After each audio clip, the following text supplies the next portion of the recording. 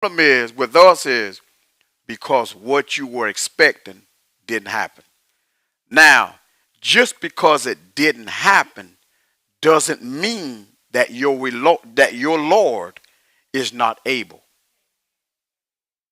And a lot of times we have expectation in things. And when the things doesn't produce people, when it doesn't produce, then we become disappointed. Now, the same thing we do with God is we reckon him as a man. I know we don't say he's God. We reckon him as previous relationship, whether it be friend, whatever. We reckon him as that. So when he does not do what you are expecting, you become disappointed. And the enemy start playing with your mind, telling you he'll never do this, he can't do that, he's not going to do this, but all these things. And before long, you buy into the lie in believing that God will not do what he says he will do. So it's easy to become disappointed. It shouldn't, because of your relationship with him. To help you to understand something, even with Daniel in the lion's den, even with the 3 Hebrew boys thrown in the fire, they made this declaration, this statement: even if he don't deliver us, we know he's able. That's what they said. Even if he don't deliver us, we know he's able. So I'm expecting him to do it. But even if he don't do it, I know he's able to do it. So now I can't be disappointed because I'm covering bases now. In other words, I'm closing the doors that the enemy was using to cause me to face setback. So what they said was, well, I hear the Holy Spirit, you saying, well, if he didn't do it, they would have died. To die in that state is gain for them. To die as a sinner is loss for you. But to die as a person believing God, as a child of God, is gain for you. All right? Because sometimes people, well, Pastor, they was expecting, and then look what happened. Okay. It doesn't mean that, it don't mean that God can't do it. If God creates the heaven and the earth in 7 days or 6 days and then rest, everything that was on it, 6 days, then he rests on the 7th. If he created everything, notice now, everything means everything. All right? Everything means everything. Now, the everything that we see is the everything he created. Other stuff were already created, because you have things that were celestial being, all these whatever these, you got spirits and stuff that were there before we saw the manifestation. The things that we see now is things that God created. All this stuff in God, all this other stuff existed. Satan, the kingdom of heaven, all that stuff existed. But when he started creating the heavens and earth, 6 days and then he rested. Okay? So in other words, he created everything in 6 days and then rested. So if he created everything in 6 days, what you are believing God for is not something that needs to be created.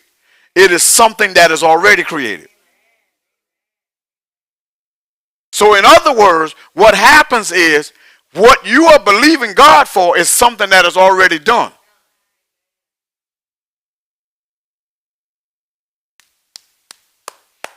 What are you talking about, Apostle? Listen, that man who was at that pool, he was believing for something that was already done. Healing was already given. When God created everything, healing was already given. He was believing God for something that was already given. That was already, he just didn't know it. But he was believing God. Sister Deborah said it best. Listen, he had faith. Because you there, you expecting something. If someone tells you, I'm gonna just throw this out here, don't get offended. If someone tells you, for the most part, if someone tells you that they're giving away free government cheese, you may not go. But I promise you, there are some people who are going and they are going to be expecting cheese. And if you disappoint them, you will hear it. Because they're expecting cheese. Okay? Because they're expecting. Because that's what you said. And I'm just using that as an example. It could be other things too. That's what you said. Now the same thing it is with God. He said that. And because God said that, that's what I'm expecting. And when God don't do it, the enemy steps in and said, he's not the person that he say he is. You were believing God for something and God didn't do it. He didn't do it when you wanted it done. He didn't do it when you wanted it done. And let me tell you one of the reasons why he didn't do it when you wanted it done. Because here's what God's saying. I want you to grow up and know who I am. See, for a person that just got saved, God moves on their behalf fast. Because they just got saved. He want to build that trust. But for you and I who seasoned, we seasoned in the word. Okay. They got to grow up. All right. I want you to believe me for this. Well, God, I don't believe in you for the longest for this thing right here. I said I would do it. Trust me.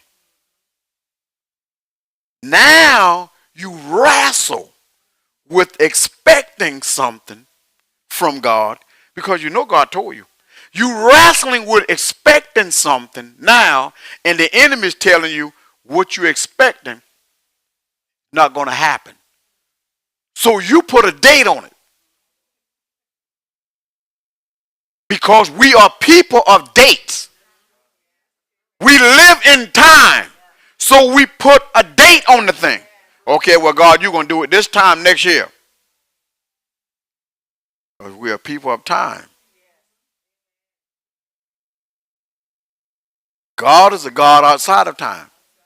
But God knows you exist in time. Now, here's what God says. Even though to you, it might seem I'm not on time, but I am on time. God will never give you something and it be out of time. It'll always be on time. One of the reasons why some of the things that you believe in God, expecting God for to happen, hadn't come to pass because it isn't the right audience. It ain't the right audience. See, when God does things, a lot of times it's a grand entrance. I know you don't like that part. It's a grand entrance. He wants people to see. He wants people to know. That's why when he does something in your life, he said, go tell it. And you know how we are sometimes. No, the less people know, the better off it is for me. Now, the next time you're expecting something from God, it takes a while because God said you didn't tell nobody.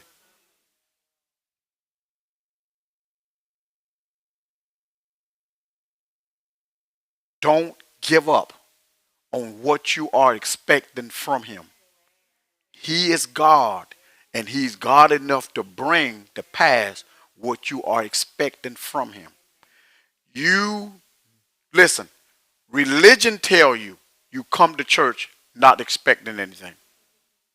Relationship with God, with Jesus, with the Lord, you come expecting.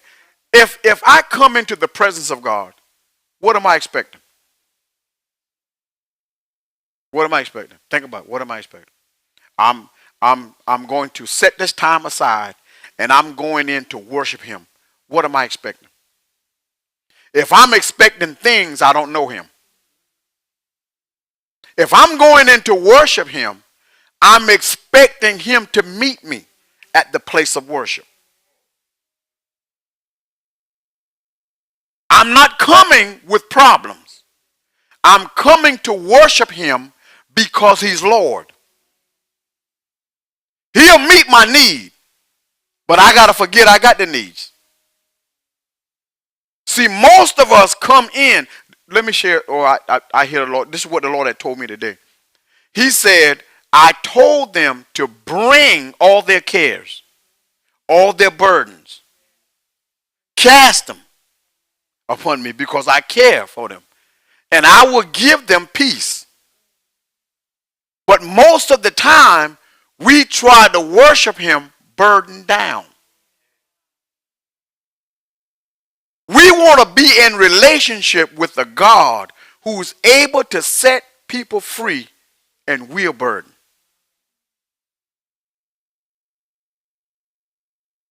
When that woman, with her daughter being demonic, possessed by demons, under the influence of devils, let's put it like that.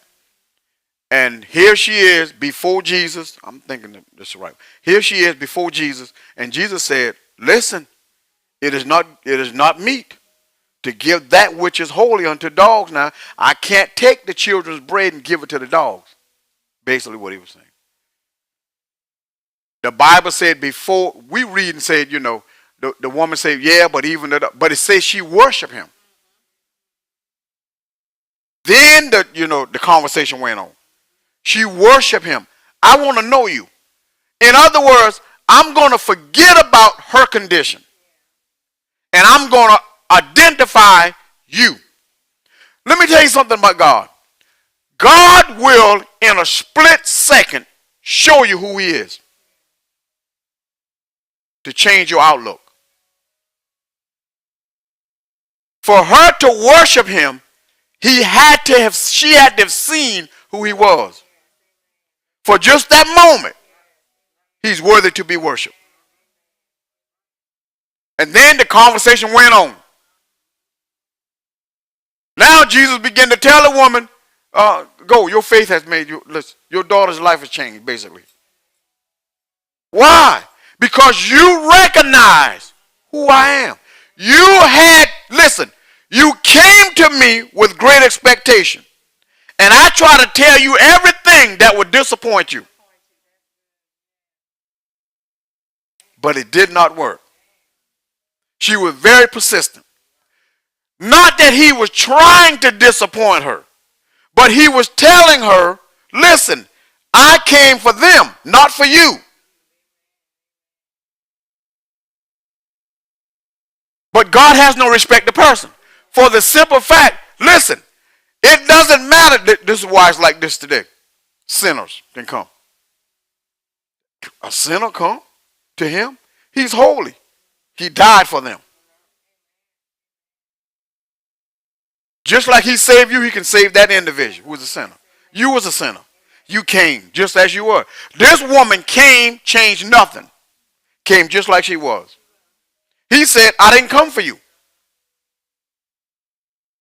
Listen, you're a sinner. I didn't come for you.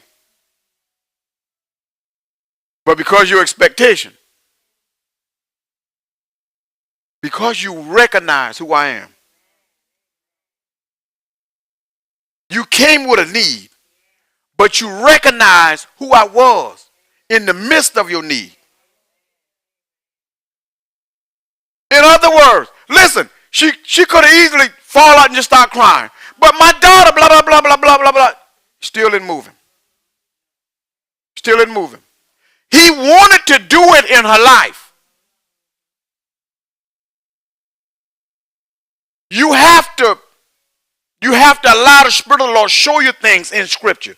He wanted to do it in her life. He wanted to show her him. God always wants to reveal himself to us.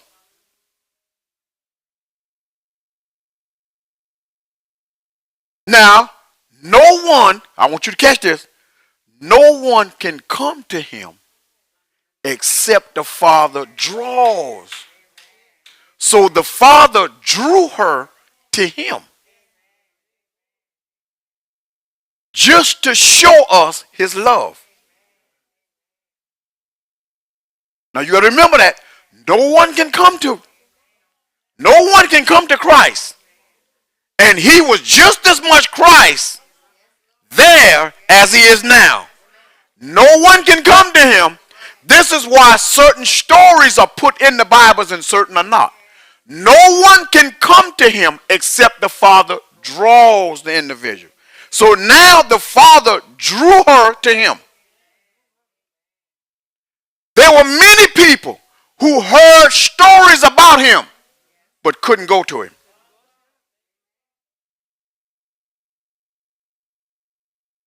She did. Through all that stuff, she was able to. And here she's a sinner. But she was able. And the thing about it is, if it didn't mean anything, because she was a sinner or a person of nobody, why would it be placed in the Bible? It should have been omitted from the Bible. But he placed it in there for a reason.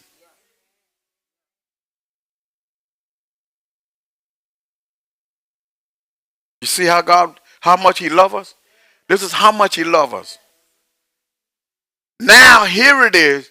You have expectation for God to do something. And God said, you couldn't come to me with this expectation. I was the one put the desire in you. Remember now, you didn't come to Christ on your own. You just didn't walk up there. Here you are, a sinner, doing everything that you thought you were big and bad enough to do, and all of a sudden, man, I'm going to just go to... No.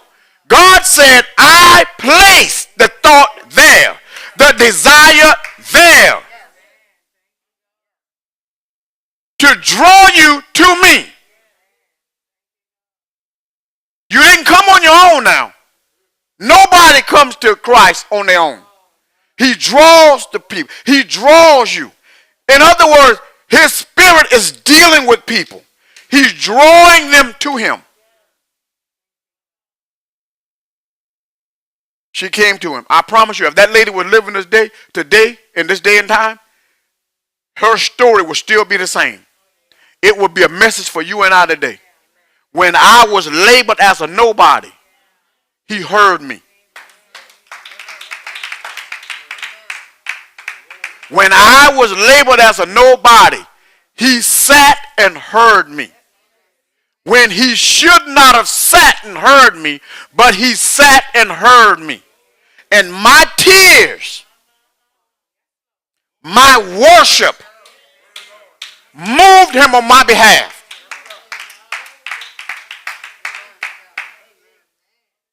God will give you a split second to see him, to recognize who he is. And it causes people to, my Lord, my God. They see him in a different way. Remember when he took the three on the Mount of Transfiguration, and then he revealed himself. Their whole outlook changed. You see, their whole outlook changed. And this is what he'll do with people like us. Here you are, I'm telling you this is God. Here you are, you struggling with trying to believe, trying to expect, you don't want to be disappointed, because if you get too much expectation or you got great expectation, you can easily be disappointed. We've been so disappointed. So that I'm expecting God was supposed to do it 2 years ago, and I was expecting, I'm so hurt. And then you put this front on, and God sees all this stuff. You try to press through it. But God sees the hurt from the disappointment. But if there was no expectation, there wouldn't be no disappointment.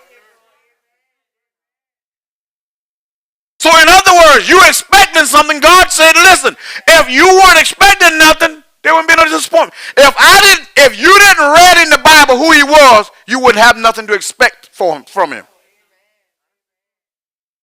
Let me share something with you. Catch this right here. Catch this right here. Now, the royal family in London, Britain, the royal family. Now we see them on TV from time to time, certain things, the Queen and all this stuff. How many of you expecting something from them? Why? They royal. Say again? She's not your queen. So if she's not your queen, you ain't expecting nothing. And the people who queen she is ain't expecting nothing. See, the problem with us is we look to man. That's our biggest problem. Now, here it is. Well, I'm looking to the president. And when he or whoever don't come through, I'm disappointed. Man will give you something and take it back when you file this year. You better know it. I know y'all are happy about them checks. You paying it back this year, though. Come here. How much you got? You spend happily. But God is not like that. And he's trying to show you the difference. See, a lot of times we come to God, we all over the place, man. And I'm just trying not to expect God from anything from God because I don't want to be disappointed. Because I treat him like man. You know how many men have done this to me? And then we reckon him to be like that. He's not like that. He's not like that. He's not like that. He's not like that. I told him true worship is not coming to God and telling him about your problems. It is worshiping him for who he is. I'm worshiping you. I'm in relationship with you because of who you are. Listen, I know I have problems, but I'm not acknowledging the problems right now. I came to worship you. But most of our songwriters today, they sing worship, but then they tell you about the tough time you've been through. And then and God is concerned about this. He is all that stuff. But the worship involved what you're going through. No, ain't got nothing to do with that. Listen, I don't know if I said it Sunday, but think about this. People in heaven worshiping God. You said it best. The angels worshiping God. What problem they have? See, the songs that man have sing means that worshiping God is taking your problem to God. That's not worshiping God. Worshiping God is worshiping him for who he is. Sovereign. He's a God that want to be in relationship with you. He's a God of authority. He's a God of power. I'm worshiping him because he's the God of love. I'm worshiping him because of who he is. Not about what he can do for me, but for who he is. If you worship him for who he is, God will move for you and you not even say a thing about what you have going on. We bring all our problems to him and we tell it and we call it worship. Even people sing a song and they in the song. Problems. God cares about you. He loves you, but you have to remember, God is not like man. Well, God, because man have taught you. Man has taught you to glorify your problem. Your problems is bigger than your God. So when you come to God, are you really worshiping God or are you worshiping your problems? Because we made our problems bigger than God. I told you Paul said these light affliction. Light mean light. Small, not big. Do you know how many light affliction kills people every year? And when they get the way they're going, I died over something that was small. I stressed myself over whatever, and it wasn't even worth it.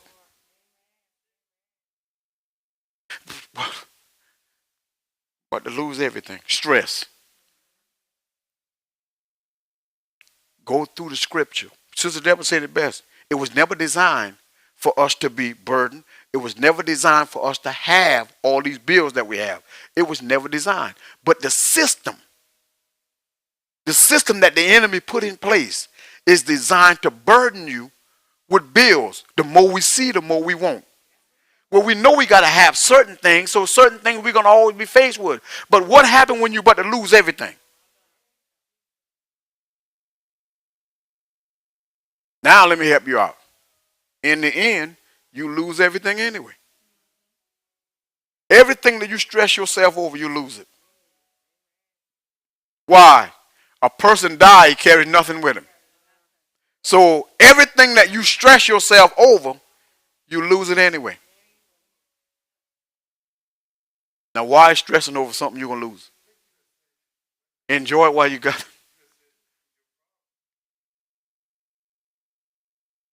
Basically, you ain't got no problem. What problem do you have? Now, if I am a child of God and he be in me, I'm not telling you I'm not concerned, but I'm not burdened. If I be a child of God and he cares for the sparrows, he take care of them, he's going to take care of me. If he clothes the lilies, he's going to clothe me. He always works things out for my good and your good. If I believe that, my expectation never becomes disappointment. He's going to do it. How you mean it? He ain't done it yet, but he's going to do it. I want you to understand this right here. If God has told you something, listen, God will delay your coming to be with him to do what he promised you.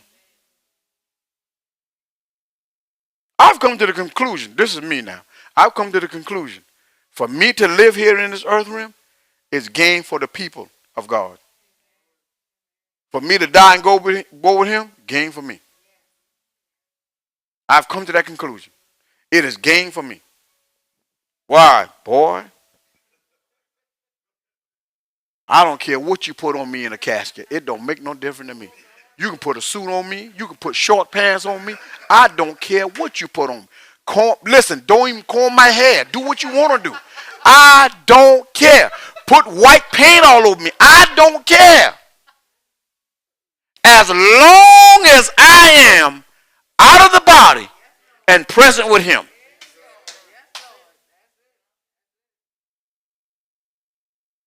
That's it.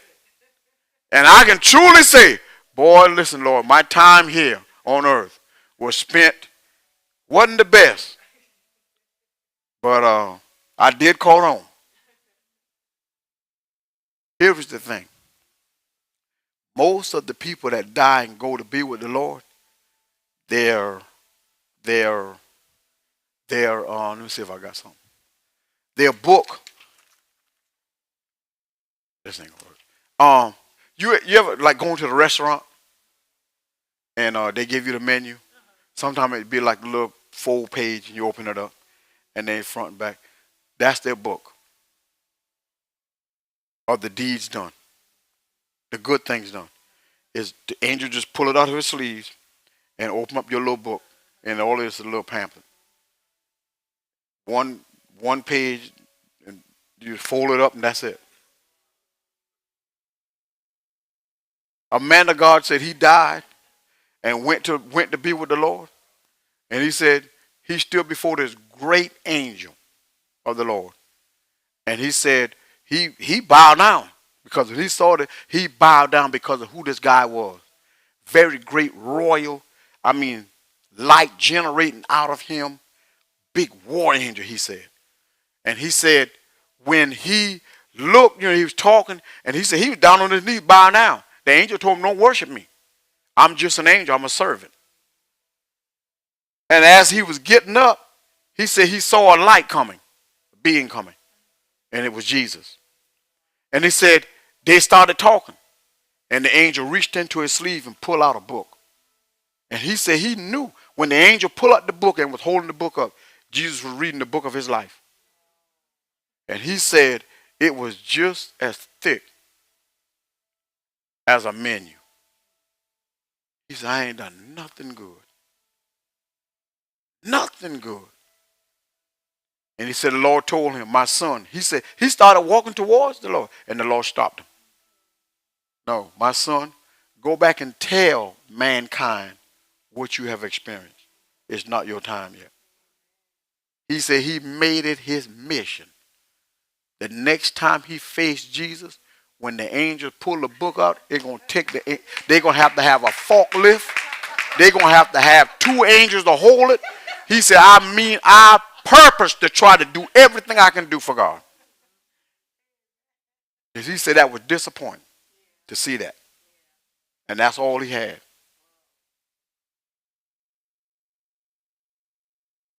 But the first part I didn't tell you. He said when he woke up, when he came out of his body, taking painkillers because of what he was going through, overdose, took too much. He said he felt the heat coming from his feet up his body, and it was like he was drowning. He knew he was dying, sitting in this pickup truck, and he knew he was dying. And he said it was like he was drowning. He was trying to lift his head up to keep from going under. And he said the heat kept rising. And before long, he was out of his body, standing up looking at his truck. But he didn't know he was out of his body. All he knew is when he looked around, things were different. And he said when he looked back, he saw his truck. He said, well, maybe I need to try to get back in the truck. As he started walking towards his truck, there was someone in the truck slumped over the steering wheel. And when he got to the door and looked in, it was him. Because he said he was upset because someone was in his truck. And he said it was him. And he knew then he was gone. And about this time, he saw 2 lights coming towards him. Angels coming towards him.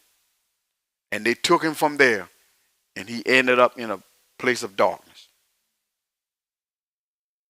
He said, let me tell you something. He said there was a being that came out of a pit that was fully engulfed in fire.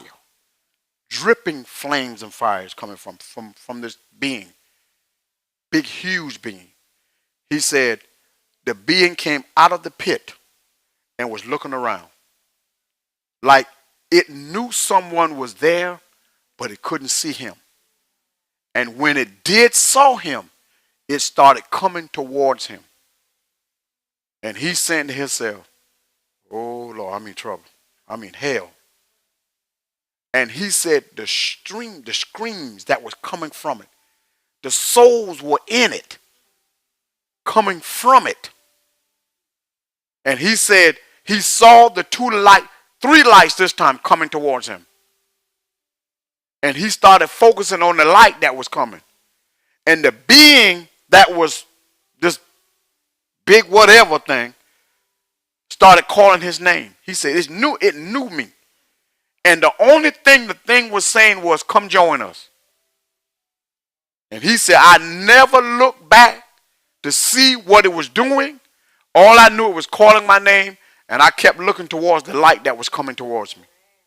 And he said, as the light got closer, they all became one. And then it came and it got me. And then it ushered me into heaven. And the only reason it ushered him into heaven, right before he died, he said, Lord, please help me. Save my soul. Right before he died. But he said up until that, he didn't believe in God and nothing else.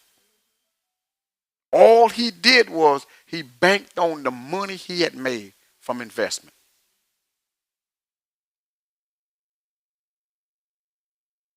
He told people, everything that you struggle for here in this earth to try to get don't mean nothing on the other side.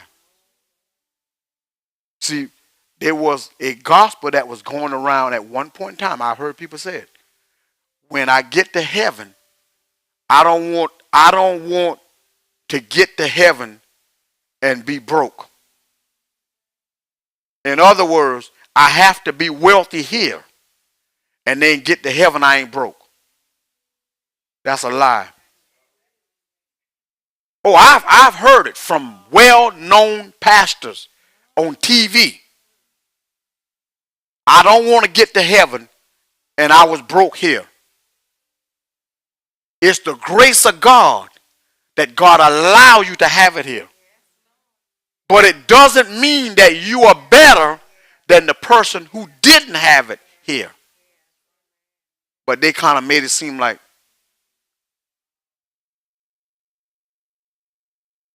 he said he cried out at the last minute and God saved him. At the last minute and God saved him. I had a dream the other night. And in the dream, I dreamt that there were wolves all around me. Like wolves, coyote wolves, dogs trying to get me. And I remember in the dream, I said I didn't say, I just knew I had a gun and the gun was out of bullet. And I'm thinking to myself, what am I going to do? These things all around me, man. They were trying to get me.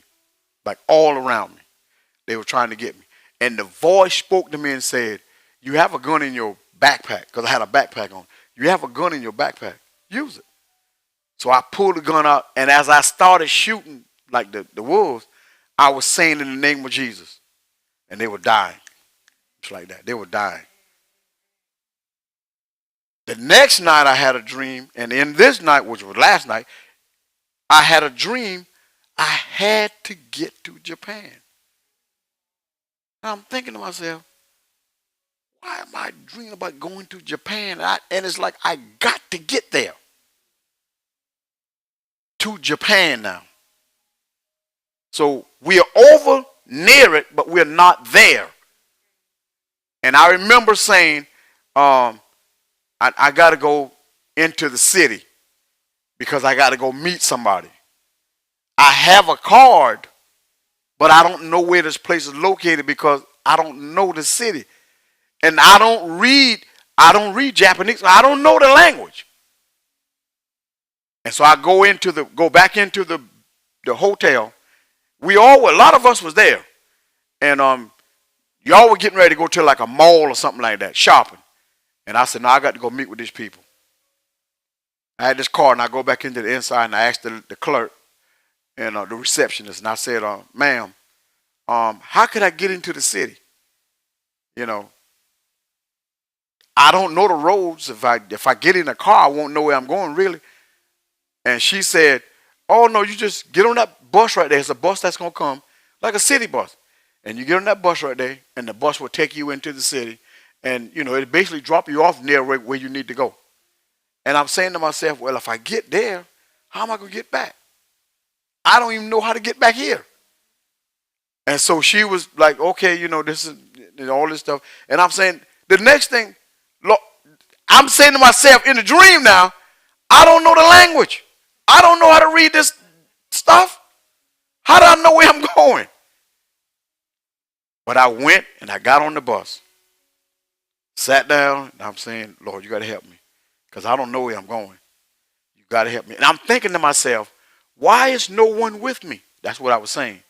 Somebody should be with me. I shouldn't be going by myself. But I knew I had to go. When I got on the bus and sat down, the bus started moving. And I'm saying, oh, Lord, man, I'm not going to know where to get off. And I started speaking their language. Just like I was born there. I started speaking their language. I was able to read what was on the card. I'm speaking their language fluently. It wasn't like, no, you try, no. Holding conversation with people on the bus. And I'm saying to myself, how in the world, I don't know these people's language. How you know? In the dream now, I'm saying to myself, I don't know these people's language like that. I'm speaking their language. And the people are communicating with me. And I knew where I was going. I knew what to tell the people. I knew it was God. And when I woke up out of the dream, I'm saying, why am I dreaming about Japan? I don't have no business in Japan. But I was going to meet some people concerning a business deal and ministry.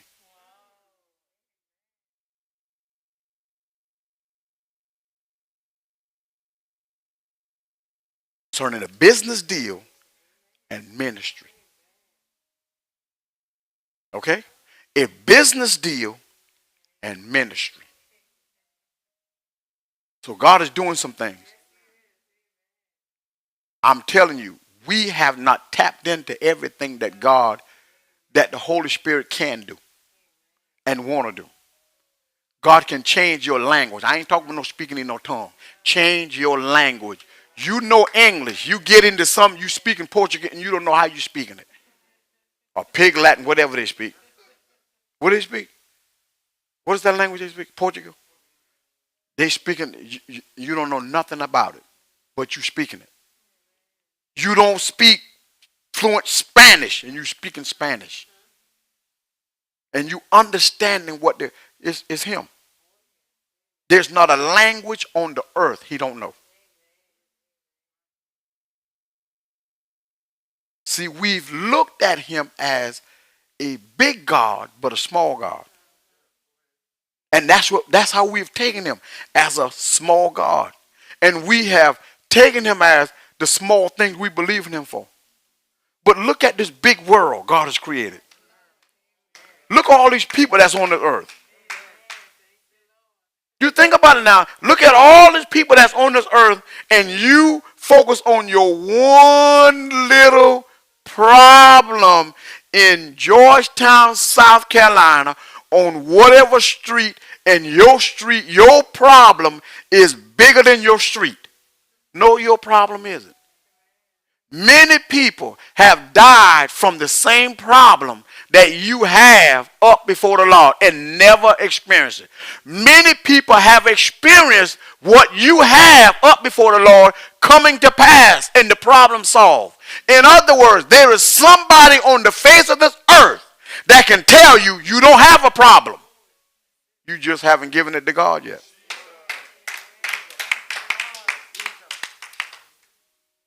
But God, I don't think I can. Listen, you can do all things. But God, I don't have nobody to, you can do it. Listen, you never know how big God is until you're faced with some type of big problem.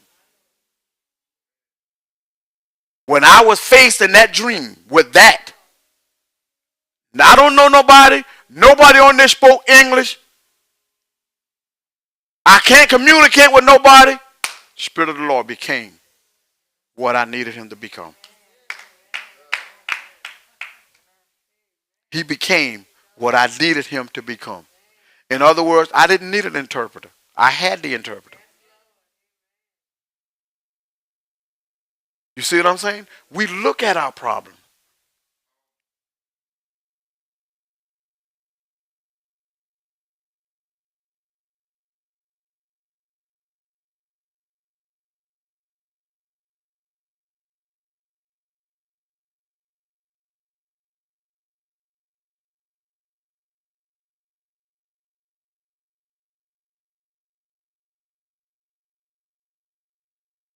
Yeah.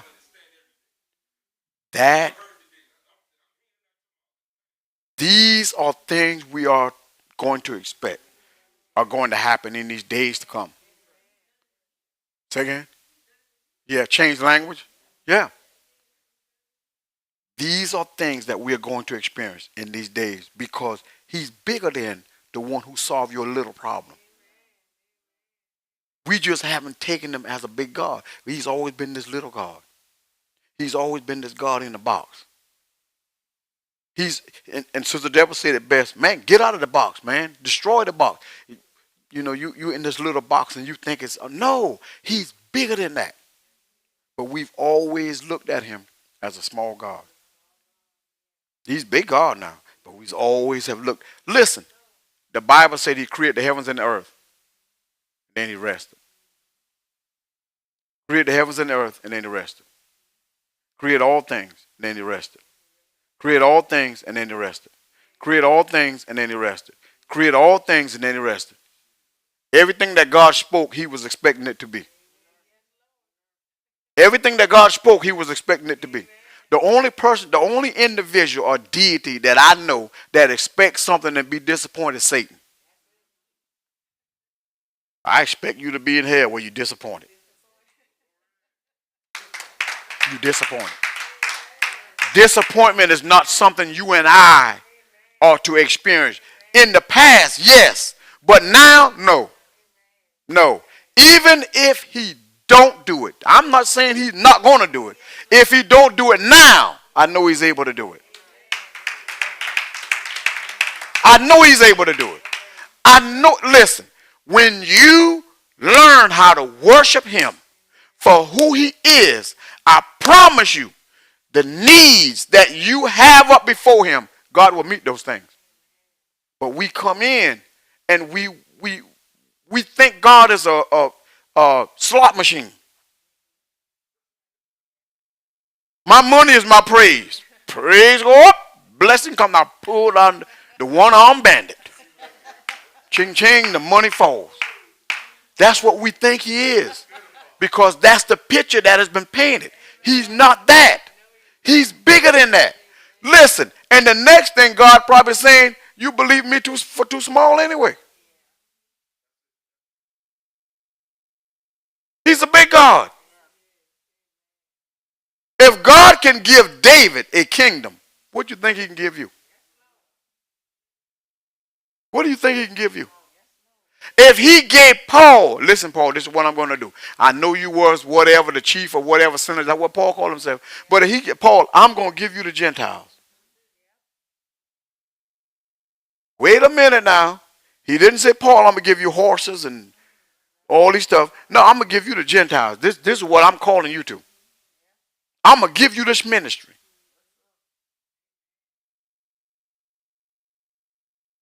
Listen, I'm telling you, there are ministries that people were operating in that is still up there for grabs. And we focusing on, I need $1 million. You're going to need more money than that to run that ministry.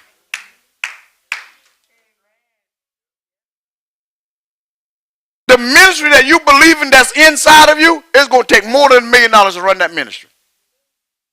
Because you ain't going to be able to do it all by yourself, so you're going to have to engraft people. And if you ain't grafting people in, you're going to have to pay these people. And $1 million is not enough to pay them people fair wages. So you believe in God for too much. I just want my needs met. I just want my bills paid. But there's a ministry in the inside of you. The next thing is you don't know what it costs to fund that ministry. So you may be believing God for something that's just a band-aid.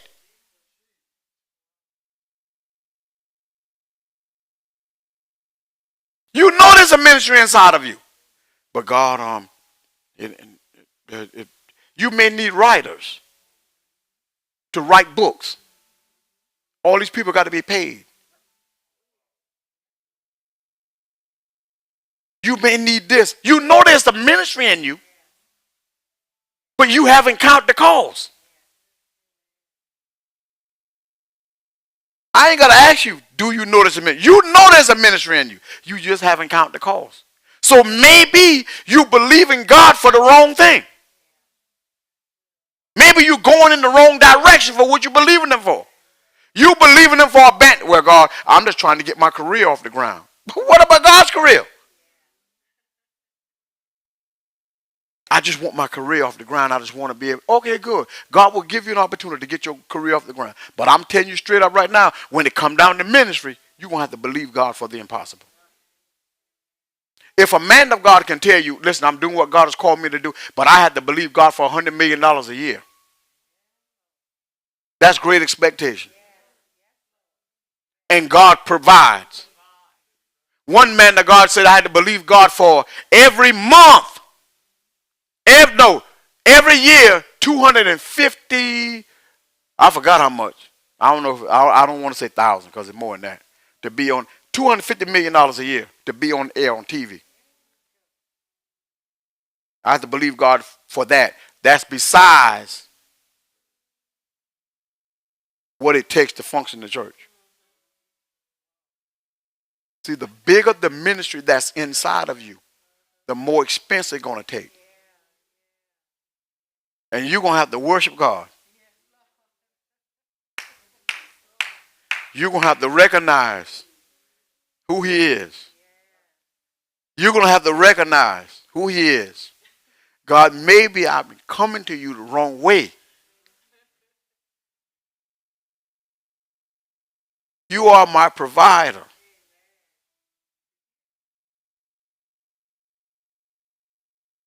Did he not? Did he not? Think about it now. You following Jesus all day, every day. Wait a minute. Wait a minute. Peter was a fisherman. Matthew was a tax collector. Luke was a doctor. And there were others that were fishermen. Wait a minute. They got responsibilities. Not only do they have responsibility, let's just say they have families. Who taking care of these people's family?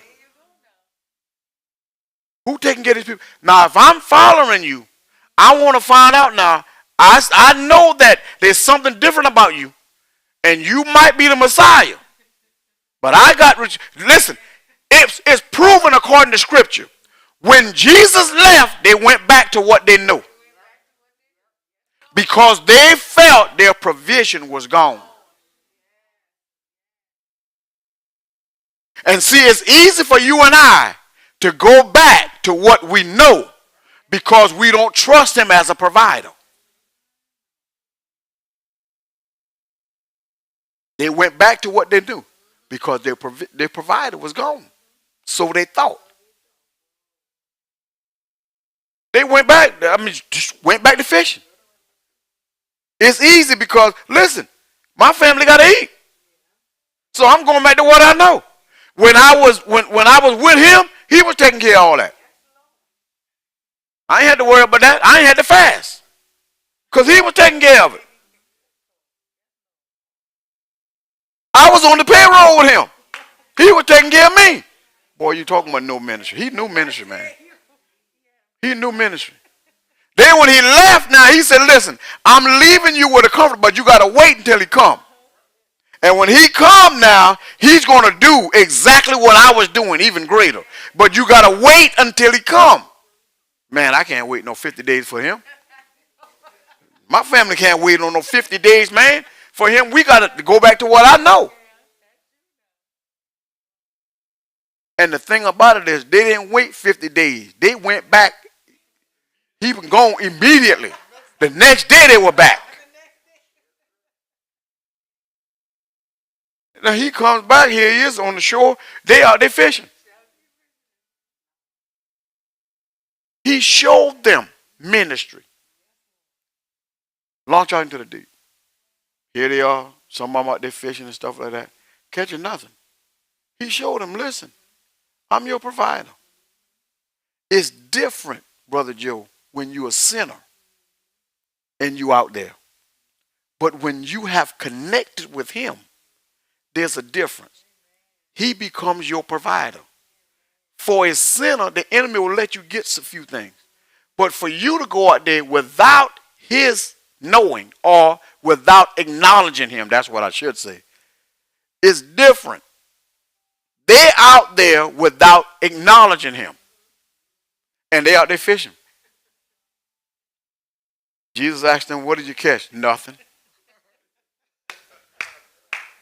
You ain't caught nothing. You ain't realized yet that I'm your provider. We caught nothing. Listen, take the net and throw it on the other side of the boat. Listen now. What is the chances the boat is on this lake? There's no way possible for the fish to be on this side of the boat and not on this side of the boat. The boat is here. The water is here. There's no way possible. The fish can easily swim over here. So I can catch from both sides. But Jesus said, no. Take your net and throw it on the other side. What the world are you talking about? The fish there, what are you talking about? This boat is not that big, you know. But when they did it, he provided. Then he turned around and said, what I'm going to do is not just for you. I'm going to do also for others. You need to call for help for this catch.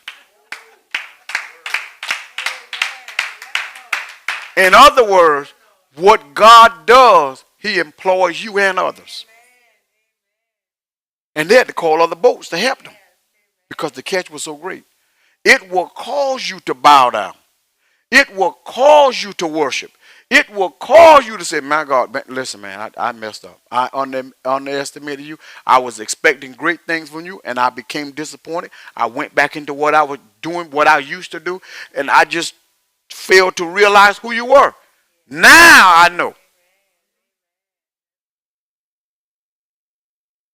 Think about it. Provider. How special you have to be. Just his. That's it. How special you have to be. That's what God is going to do for you and I. You're going to have to call for people to help you. To call for people to help you is employing people. That's ministry. I know you ain't looked that far ahead. There ain't no way for you to expect your children to help you. You ain't paying them. They can work a job and get paid. They can work a job and get paid. Now listen, Mama, I understand you preaching, but listen. Listen now. I listen now. Listen. I can get a job now. They already told me that I can make $30 an hour. And I got a college degree and stuff. Now listen now.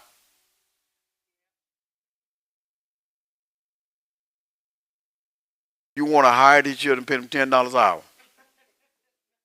And how they going to take care of their family?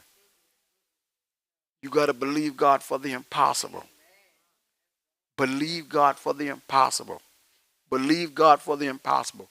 When no one in this country will move for you, God got somebody else in another country that'll move for you.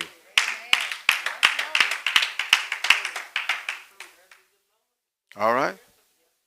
He created it. He knows where everything is. Don't just zero in and think that this is it.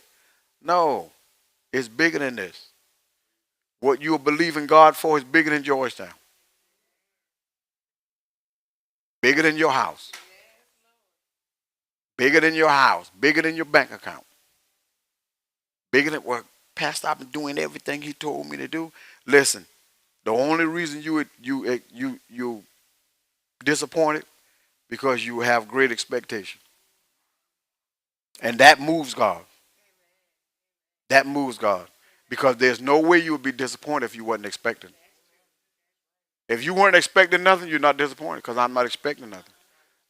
Now you're trying to say, I ain't going to expect nothing no more because I was too disappointed. I was just too hurt. Well, start expecting again. Start expecting again. Just tell him, okay, God, I'm going to give you another try now. I'm going to give you another try now. I was disappointed. I was expecting a lot, and I'm still expecting a lot. Give him a try. Prove him. All right? Prove him. All right? Prove him. All right? Prove him. So the devil said, faith comes. Faith is here. And they're ready to do something on your behalf. Everything said in your hearing is said for a reason. That woman came in here and said what she said for a reason. She didn't say that just coincident. That was for a reason. Now she could go to any church she want to go to, but it was meant to be heard here. In your hearing. In your hearing. Now that is a catch. That's a catch. You making now listen now, you getting ready to be paid over $100,000 a year. Pension every year. Over $100,000 a year in pension. God, I ain't got that kind of money coming in if I retire. Trust God. Trust God. What would you do if you was getting $100,000 a year? Please don't retire and become lazy. Do some people, you ain't got to worry about it. They'll retire and they'll still do. Don't become lazy. All right? Don't crowd your house up with stuff from the mall. I know. Change your wardrobe, whatever you have to do, you know. But there ain't but so much of that you can do. Eventually, you're going to have to get to the place to where, okay, God, you need to tell me what to do. Because if you don't tell me what to do, and I don't do something this money, the government going to get it. All right? All right? All right? Believe him for the impossible again. God, I'm going to give you a chance. I'm going to give you a chance. Forgive me for doubting you. I know some of you upset in the inside. Let's just be honest. A little disappointed, a little upset. Because, I believe in God for how many years and ain't nothing happened yet. Listen, give him another chance. Give him another chance. Give him another chance. You are now on the side of where the Hebrew boys was thrown in. All right? But they came out. So now you are on your way out so that you can testify and say, I said before I went in, even if he didn't do it, I know he's able. All right? All right. Your shortcomings, your whatever financial difficulties, where you wasn't all that. But the only thing I want you to do is all that stuff is over. The only thing I want you to do is worship him in spirit and in truth. Worship him in spirit. Focus on how to worship him in spirit and in truth. When you get that, that's a relationship. When you get that, you will never doubt him again. You will never doubt him again. Others may, you teach others how not to. Your message will change. He revealed himself to me through worship. It'll cause you to see him differently. All right? You will never have to worry about doubting again. You'll unfold the scriptures. You'll understand why you had to go through certain things, why you went through certain things. But those things now is working for your good. It's coming together. It's coming together. Brother Joe, it's coming together. You at the end, you at the end of a struggle, that walk, that struggle. You at the end. Now you're getting ready to go into a season of abundance.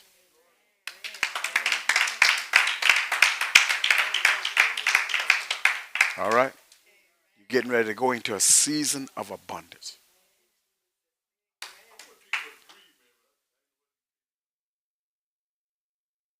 Go ahead. Yeah.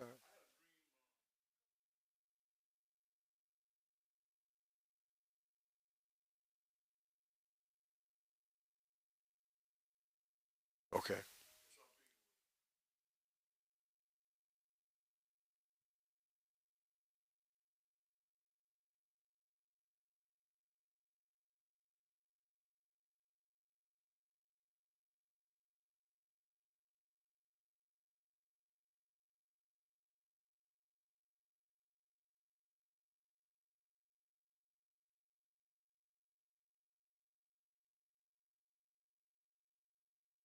Wow.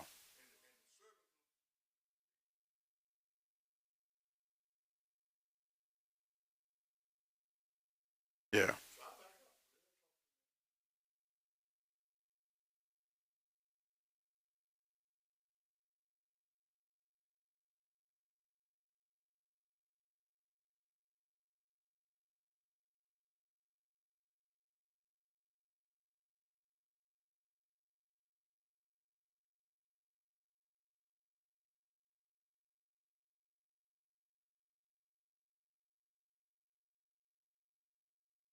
Wow.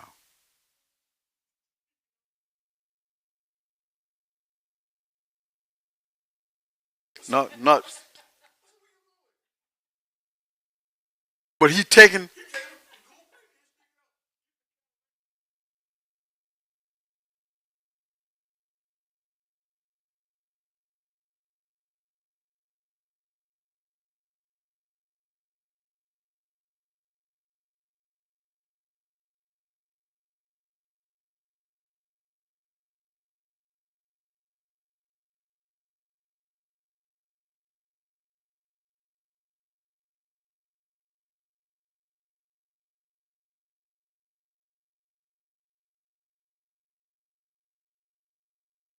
He just said you.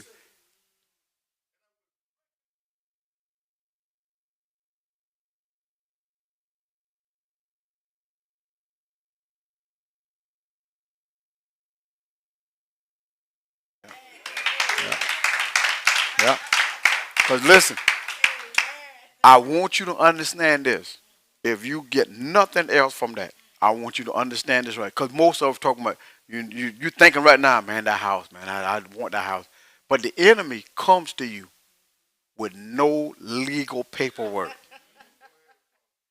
no legal ground. Now here's what you say. Yeah, he got legal ground because I messed up. But you repented. So when you repented, he has no legal ground. And he comes to you saying, you got this stuff illegal. So if you got it illegal, I can take it back from you. The devil is a lie. You can't take it from me because you ain't got no paperwork stating it's yours.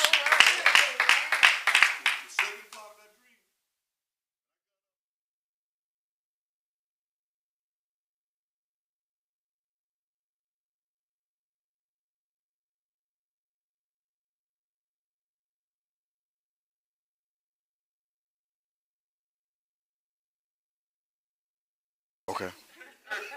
And they legally.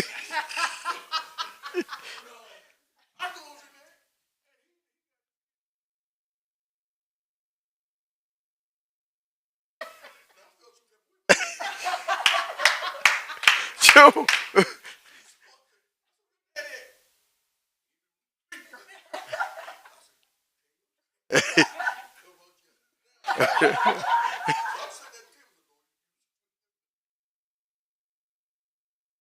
Yeah.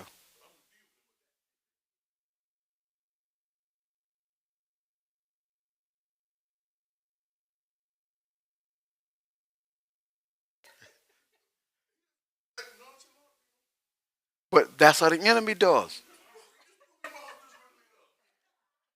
What do you think he do? If you let Satan in your house, he bringing all them demons.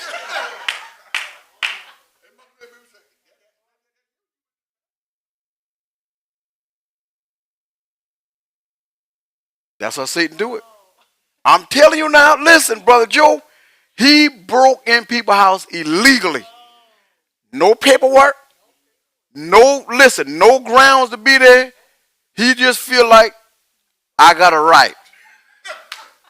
And then will tell you this belong to me. No, it don't belong to you. This is mine. And you know what we do sometimes? Don't say nothing. Let him take it. Devil is a lie. The devil is a lie. Oh yeah, you get a dream in the demonstration. Yeah, the devil is a lie. No, you ain't. No, I'm not giving this house up. No, you got to listen. Bring me something God told you to tell me. Because I know that ain't going to happen because he will tell me that you coming. He ain't got no paperwork. You ain't got no business being here. First of all, you in a resident. I don't want your rent because you ain't paying no rent to stay here. I don't want your money. We've been maintaining fine. I'm telling you guys, but everything that's said now is said in your hearing for a reason. It's said in your hearing for a reason. All right? We are focusing on what God is going to give us. We are not focusing on the enemy coming to take it. You can get it, and the enemy take it away from you because you didn't know he would come in that way. God bless you with a nice house, whatever, you're doing good. Certain people come and stay with you. The whole atmosphere in the house changed. Hold up, wait a minute. Wait a minute. This house was peaceful till you came here. You got to go.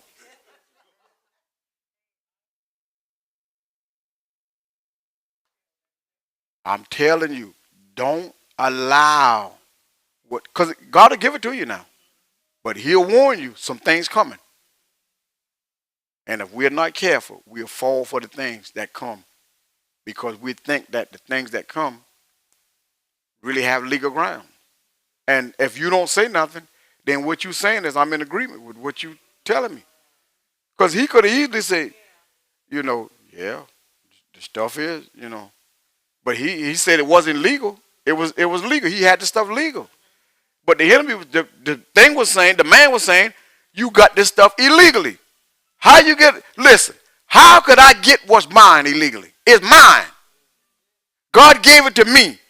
I took it from you by the words I spoke, and it was mine in the beginning.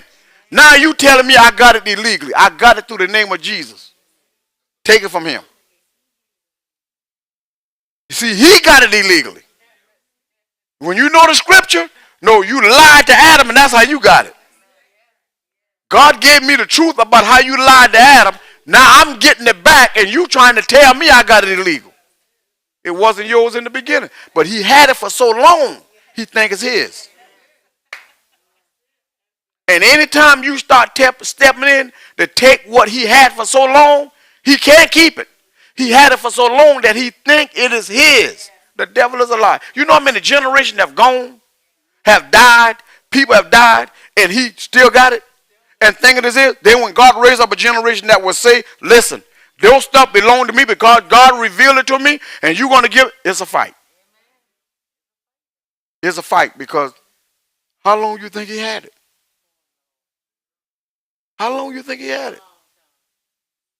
Man, I'm talking about millions of years. How long do you think he had it?